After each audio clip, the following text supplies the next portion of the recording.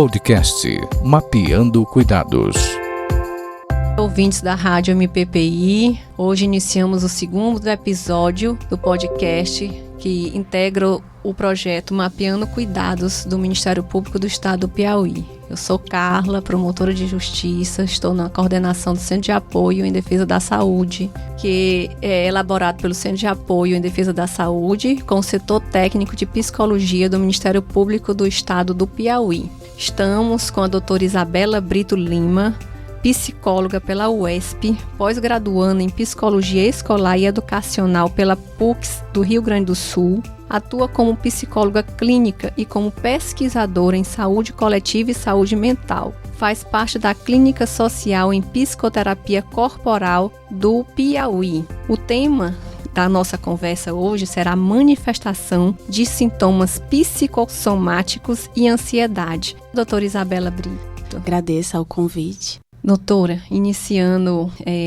são temáticas muito importantes, né, para o mundo moderno. E eu gostaria de saber o que é ansiedade e por que estamos tão ansiosos atualmente. Nós tínhamos há 5 anos atrás a ideia, 5, 10 anos atrás, que a ideia de que o mal do século era a depressão, né? Mas com o passar dos anos a gente está vendo que a ansiedade tem sido um sintoma da nossa sociedade, da nossa contemporaneidade, né? Então, a ansiedade, ela é um sentimento adaptativo, né? Então, ele é natural do ser humano. Então, ele começa como algo que nos faz pensar no futuro, que nos faz nos programar, né? Ele faz parte das ferramentas que nós temos para sobreviver no mundo. Só que quando nós temos um aceleramento da sociedade, né? Então, nós precisamos de alta performance o tempo todo, nós precisamos ser o melhor de nós mesmos o tempo todo, nós precisamos competir o tempo todo, isso tem muito a ver com a maneira de trabalho, maneira de produção, né? A gente começa a ter essa ansiedade exacerbada, né?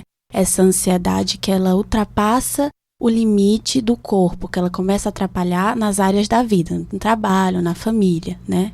A ansiedade, ela é uma angústia vivida que tem relação com o futuro, né? Então, eu tenho uma angústia, um medo relacionado ao futuro. E ele é natural porque se eu tenho um medo relacionado ao futuro, então eu começo a me preparar para esse futuro. Só que quando esse medo, ele fica muito alto, ele começa a tomar conta do corpo inteiro, começa a vir os sintomas, né? A ansiedade, ela pode se expressar pelo corpo? Com certeza, né? Existe a psicossomática, né? Que é a psicossomática. É uma teoria que entende o indivíduo como todo. Então, mente, corpo, espírito, sentimentos não estão separados. Eles são a mesma coisa. E a psicossomática entende que sofrimento psíquico, ele afeta diretamente, né? Então, o nosso corpo expressa o que nós sentimos o tempo inteiro, né? Então, quando a gente fala de psicossomática, na ansiedade, a gente está falando uma ansiedade que começa a falar pelo corpo. O corpo fala sobre essa ansiedade, sobre essa angústia, né? E aí a gente entra nos sintomas físicos da ansiedade, que é importante falar, né? Pra gente reconhecer. Quais são os sintomas físicos? Na ansiedade, a gente tem uma ativação do sistema parasimpático, né, no nosso corpo. Quando esse sistema é ativado, o nosso corpo entende duas coisas, ou ele tem que lutar ou ele tem que fugir, né, nós somos animais. E aí, o corpo começa a se preparar, né, para uma possível luta ou uma possível fuga. Então, o estômago começa a produzir muito suco gástrico, começa a ficar muito ácido, começa a ter aquela queimação, aquele frio na barriga, né? Você sente a circulação ou saindo das mãos ou chegando nas mãos e na palma dos pés, né? É boca seca, é respiração difícil, taquicardia, né? E tudo isso está envolvido em sistema corporal e emocional que estão atuando junto ali na expressão. E para os pais perceberem isso nos filhos adolescentes e até nas crianças, tem alguns sintomas próprios de crianças, de adolescentes, ou são os mesmos para os adultos? Cada indivíduo, ele produz um jeito de sofrer, né? Então, pode ser que os sintomas se diferenciem, né? E também a gente tem que ter o olhar para não patologizar tudo, né? Então, a criança está com medo de fazer uma prova e vomitou, né? Se foi só uma vez, se foi alguma situação que aconteceu antes dessa prova, a gente tem que compreender, né? Mas é importante perceber a questão do sono, né? Que criança e adolescente, eles expressam muito pelo sono. Como é que tá a qualidade do sono? Pergunta para ele como é na hora de dormir, né? Se vem muito pensamento rápido, ele não consegue dormir, se fica aquele sono entrecortado que acorda e dorme, né? Alimentação, como é que tá a questão do apetite? É importante observar. E também como é que tá a questão da expressão, né? Ele consegue enfrentar aquilo, então eu estou muito ansioso para fazer uma prova de matemática. Esse filho consegue, mesmo com a ansiedade, se sentindo mal, mãe, tô gelado, mãe, tô meio tonto, ele consegue fazer ou ele não, ele desiste, ele não faz. A ansiedade é importante a gente observar ela pelo enfrentamento. Se você consegue enfrentar aquela angústia e fazer a prova, é um sinal positivo, né? Claro que tem que cuidar dessa angústia anterior e tudo. Mas se aquela angústia começa a te impedir de fazer, de ser desafiado, de perpassar situações difíceis, né? Começa a ficar em casa, não quer mais ir para a escola. No dia do professor tal, que tem a prova que eu tenho medo, eu não vou para a escola, né? Ou acontece alguma situação de conflito em sala e eu começo a não querer ficar naquela sala, eu quero trocar de sala e fico nessa troca de sala. Ou seja, não está havendo um enfrentamento. Essa criança ou esse adolescente congelou no medo, né? Então, quando não existe um enfrentamento, a gente fala que existe um congelamento, né? Congela aquela emoção e eu não consigo enfrentar. Então, acho que o principal sintoma é o enfrentamento. A criança consegue, com as estratégias que ela tem, com as ferramentas que ela tem, enfrentar, ou ela começa a precisar de muito apoio para conseguir enfrentar. E aí é importante observar que talvez chegou a hora do cuidado, né?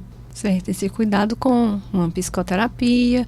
Isso. E pela sua fala, eu também visualizo no ambiente de trabalho. Não é? Sim, se o medo está anestesiando da pessoa praticar a sua atividade rotineira, a senhora pode até me corrigir, então já também está na hora dela procurar uma terapia. Com certeza. Porque o medo, pelo que eu estou entendendo, todos nós temos. Sim. Mas o nosso interior consegue superar com as ferramentas que nós dispomos de nossa mente. E quando não conseguimos superar, precisamos de um apoio profissional.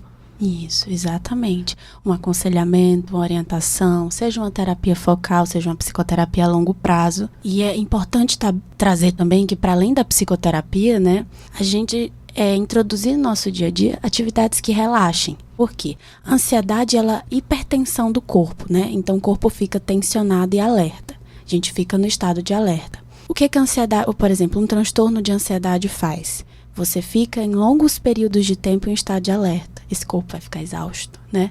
Esse corpo vai parar de responder com celeridade, com organização, vai ficar um corpo confuso, né? E quando eu falo corpo, tudo, né? Então vai ficar um corpo confuso, um corpo ou frenético, ou meio letárgico, né? Ou seja, super acelerado, ou meio melancólico, né? Ou seja, esse corpo está cindindo, ele não está conseguindo responder, né?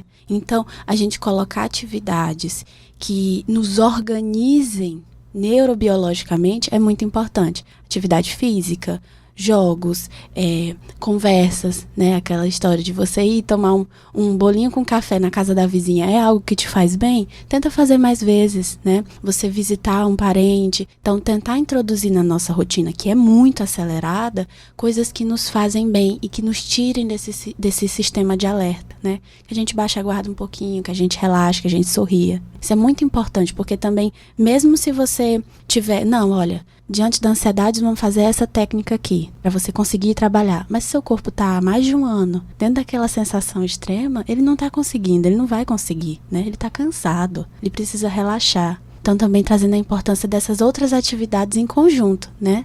E muito importante, atividade física, a conversa, né, que seja com o vizinho, não é? Sorrir, coisas simples que podem retirar o ser humano desse estado de tensão, né? Desse estado de alerta.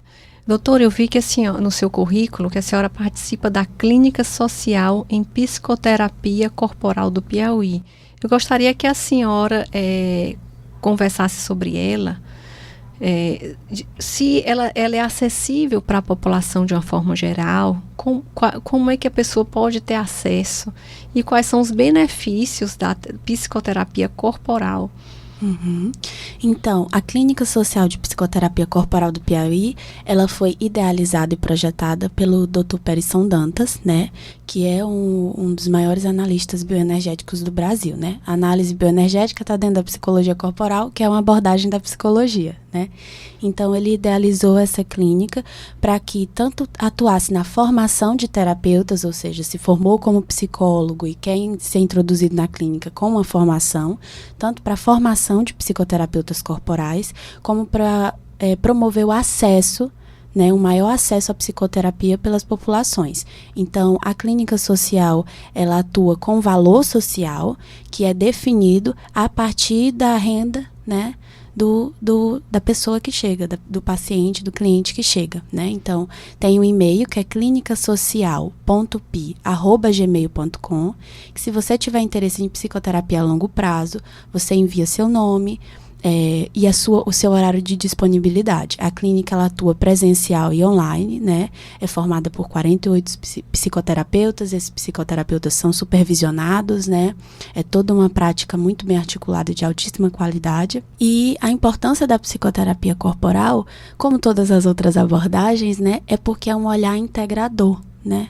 É um olhar que junta o inconsciente e o corpo, né, na expressão do indivíduo, nas suas vivências. Então, a gente vai ter um olhar muito acolhedor, mas também muito integrador, né? Então, você não é só os seus pensamentos, você também é seu corpo, sua história, né, sua ancestralidade, seu futuro, tudo isso faz parte de você. Então, ela tem esse olhar muito humano. E ela tem uma sede física, um local que as pessoas que não têm e-mail, não têm acesso a e-mail, possam procurar? Não, ainda não tem esse acesso. O acesso possível agora é pelo e-mail, né? Pelo e-mail. Então, só reforçando, doutora, quais são os sinais que nós devemos estar atentos para nosso cuidado e o cuidado também dos nossos entes queridos e quando nós devemos procurar ajuda? Isso, muito importante. Então, o primeiro ponto é o enfrentamento, né? Diante da sensação de angústia, diante do medo, diante do sofrimento, você consegue fazer mesmo assim? Ou se você faz, é muito custoso, é muito difícil, é exaustivo, né? Tem gente que consegue enfrentar, mas quando chega em casa tá super esgotado. Então, ouvir o corpo. O corpo tá dando muitos sinais somáticos, ou seja, o sintoma tá muito no corpo. A gente tem até a questão da gastrite nervosa, né? Então, o estômago tá sempre ácido, eu tô sempre com a sensação de inchaço, ou o meu intestino tá muito desregulado, taquicardia, sudorese, respiração intercortada, né? Aquela respiração aqui que fica da garganta, né? Essa respiração difícil. Então, tá difícil respirar, tá difícil conviver por longos períodos de tempo. Existe uma preocupação extrema com o futuro por longos períodos de tempo.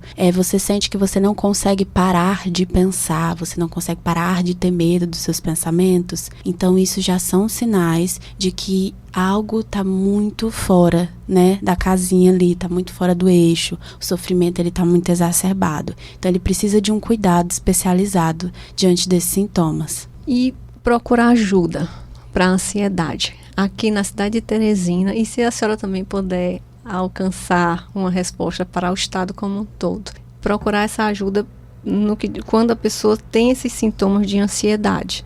Quando procurar, a senhora já disse, e onde procurar. Isso. E aí vai depender do seu acesso, né? Do que é possível para você naquele momento. O ideal é procurar psicoterapia, né? Se for possível, se você vê que realmente faz sentido para você, um processo longo, um processo aprofundado naquele momento. E aí você tem que ver o que faz parte da sua região, do seu território, né? No seu território existe ambulatório de clínica em psicologia pelo SUS? Você vai ao UBS e você pergunta, né? Se existe, lá eles vão mapear. Você tem plano de saúde, isso é acessível para você. Dentro do seu plano de saúde, já deve incluir, em todos os planos de saúde, deve incluir psicoterapia. Então, você pode buscar psicoterapia pelo plano. Lembrando que os planos de saúde têm que oferecer terapia semanal, né? Então, você tem o direito pelo plano. E também as clínicas sociais, né? Existem as clínicas escolas, as clínicas sociais, nas universidades que tem psicologia, tem clínica escola, né? E você pode ir lá e perguntar como é que funciona para entrar no serviço. E também existe a psicoterapia clínica particular, né? Que você já acorda diretamente com um profissional, né? E é importante também lembrar que não só a terapia é terapêutica, né? Existem outras coisas também pra gente que são terapêuticas, que fazem parte da nossa vivência, né? Todos nós produzimos meios de cuidado, né? É importante a gente olhar para esse cuidado. Ou seja, se a pessoa, eu não tenho acesso nenhum à psicoterapia, então quer dizer que eu não vou ser cuidado? Não. Dentro da sua realidade, você vai ter que identificar o que é terapêutico, né? O que te cuida. É a espiritualidade? É a rede de apoio? É a família? É os amigos? É uma atividade laboral? É a jardinagem? A hortinha que você tem? É o passeio de manhã? Então, isso também é possível, né? É a brincadeira com um bichinho de estimação. Isso. Um gatinho, um cachorro. Isso. Não é? Doutora, aprendi muito. Espero que os ouvintes da Rádio MPPI também. E nosso tema foi manifestação de sintomas psicossomáticos e ansiedade pelo projeto do MPPI Mapeando Cuidados. E agradeço muito os seus esclarecimentos. Agradeço a senhora fazer parte de uma clínica social em psicoterapia corporal. Tenho certeza que tem um valor muito importante para todos que procuram. E acredito também que foi uma boa contribuição para a saúde mental de todos os nossos ouvintes. Com certeza, eu agradeço, né, pela escuta e pela conversa. E vamos seguindo no cuidado. Isso, obrigada, doutora Isabela Brito. Rádio MPPI apresentou podcast Mapeando Cuidados.